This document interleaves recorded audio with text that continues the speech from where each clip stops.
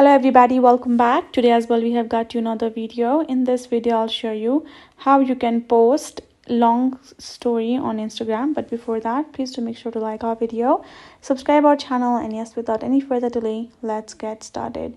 So I'm going to be opening up my Instagram app on my phone and go to this plus icon and then tap on the story. Now you simply have to add in the file. You can choose a long file as well. So you can see I have this particular file which is long enough. So you can see the limit is only 1 minute. So only 1 minute till I can post it. If I tap on done, my story for 1 minute would be proceed for me to be posted. Remaining 38-second worth of clip I can add in another. Yeah, so you have to simply have multiple stories for you to add in the long ones, because the limit is only 1 minute. That is by the Instagram itself. So unfortunately you cannot upload a story which is longer than 1 minute on Instagram at all.